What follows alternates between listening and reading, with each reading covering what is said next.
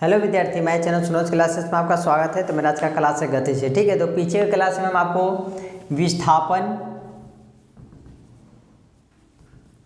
ठीक है, दूरी, वेग और चाल के बारे में बता चुके थे। ठीक है, अब आपको क्या सीखना है? आपको अब सीखना है औसत वेग, औसत वेग और औसत चाल और त्वरण। ठीक है, औसत वेग, औसत चाल और त्वरण के बारे में आपको समझना है। ठीक है, तो यहाँ पे देखिए औसत वेग किसे कहते हैं?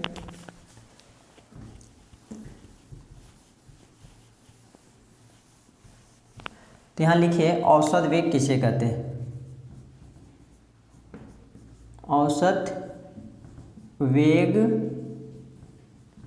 किसे कहते हैं? तो यहाँ देखिए उत्तर में क्या होगा? कुल विस्थापन और कुल लिया गया समय के अनुपात को क्या कहते हैं? विस्थापन कहते हैं। ठीक है, कुल विस्थापन और कुल लिया गया समय के अनुपात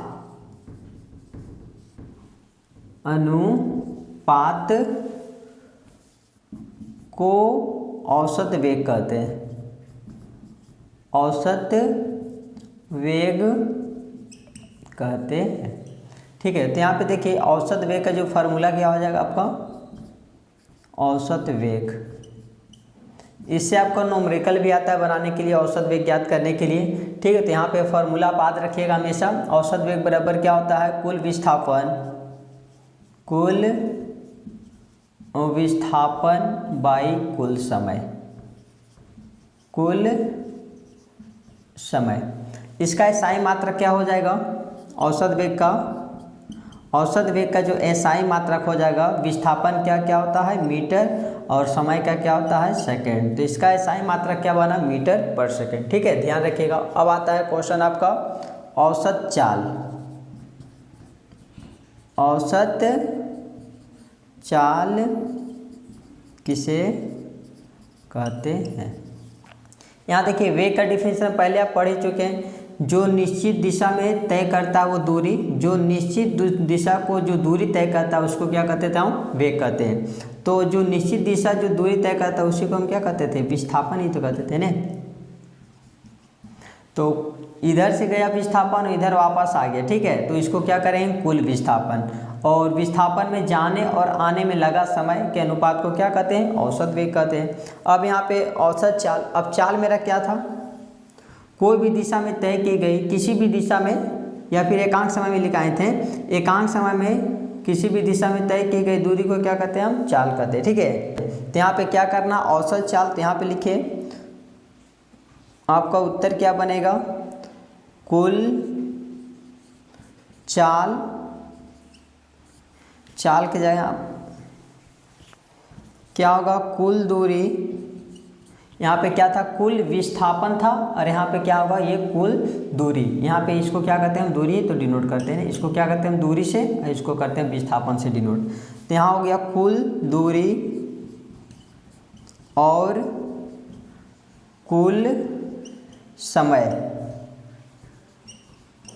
कुल दूरी और कुल समय के अनुपात को औसत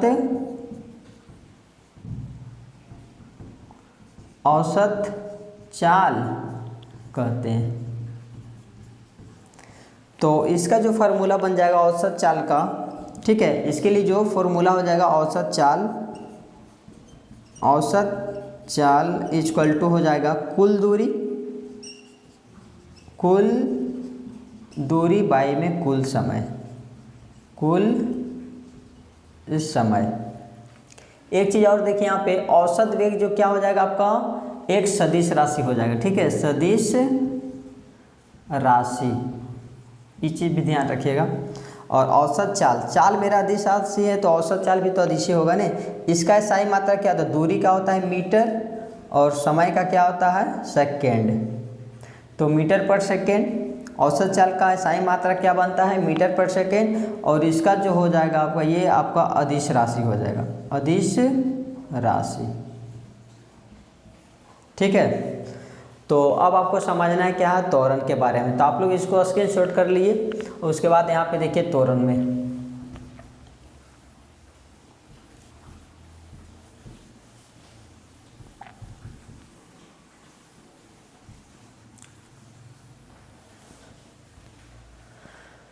उसके बाद यहाँ पे देखिए त्वरण में क्या है,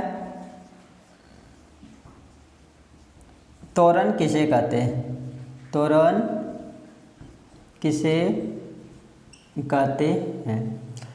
तो वेग में क्या होना चाहिए, परिवर्तन होना चाहिए, क्या होना चाहिए वेग में क्या होना चाहिए, परिवर्तन की दर को क्या कहते हैं हम त्वरण कहते हैं। यहाँ पे उत्तर में आपका हो जाएगा वेग में परिवर्तन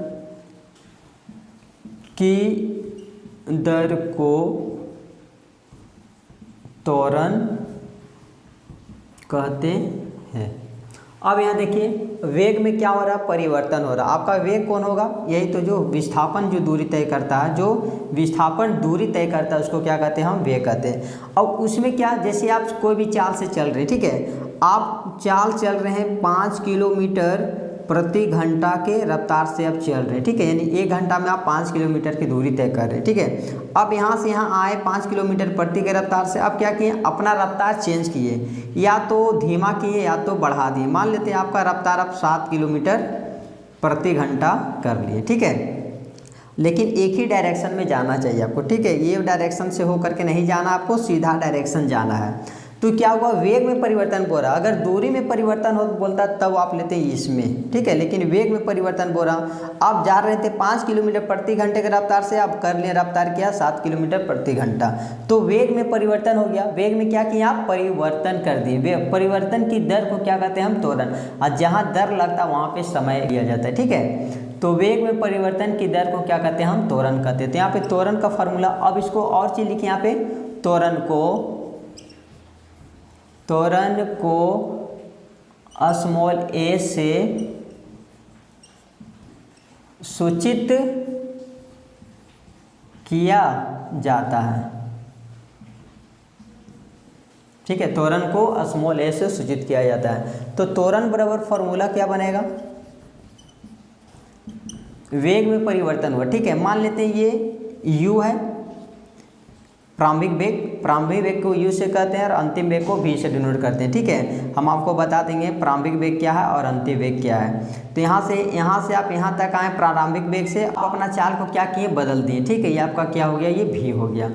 तो 7 में से क्या करना है 5 को घटाना है, इसीलिए वेग में परिवर्तन मतलब क्या होता है v माइनस u, बड़ा में से छोटा को घटाना पड़ता है, ठीक है। तो v माइनस यू, अब y में क्या यहाँ पे दर, तो दर में क्या लगता है समय लगता है, तो यहाँ आप लिख दीजिए t, ठीक है। तो वेग में परिवर्तन की दर को क्या कहते हैं हम त्वरण कहते हैं। तो त्वरण बराबर a बराबर फार्मूला क्या बना आपका, त्वरण को a से डिनोट करते हैं, a बराबर क्या बना v माइनस यू बाई में t, ठीक है। जब आप न्यूमेरिकल बनाइए तो इसका आपका काम आएगा। अब इसको SI यूनिट में हम तोड़ लेते हैं, तो v माइनस यू, तो v माइनस यू यानी कि 7 में से 5 गया क्या बचेगा, यानी कि 2 मीटर, यहाँ पर किलोमीटर प्रति घंटा है ना, तो यहाँ पर मतलब कि चाल जो होता है वो मीटर पर सेकेंड में होता है, ठीक है। तो यहाँ पर क्या हुआ v माइनस यू क्या हुआ 2 मीटर पर सेकेंड हो गया, मीटर पर सेकेंड, और नीचे में पहले से क्या है सेकेंड है, तो इसको इंटू कर दीजिए, SI मात्रक बना रहे, ठीक है। तो मीटर पर सेकेंड को सेकेंड से इंटू करेंगे क्या देगा सेकेंड स्क्वायर, ठीक है। तो इसीलिए SI मात्रक क्या बनता है मीटर पर सेकेंड स्क्वायर हो गया, ठीक है। तो त्वरण क्या कहलाता है, त्वरण का SI मात्रा क्या कहलाता है मीटर पर सेकेंड स्क्वायर, और वेग में परिवर्तन की दर को त्वरण कहते हैं, ठीक है। अगर आप मेरे वीडियो पे हम नए हैं तो मेरे चैनल को लाइक सब्सक्राइब दूसरे को शेयर करें। Thank you.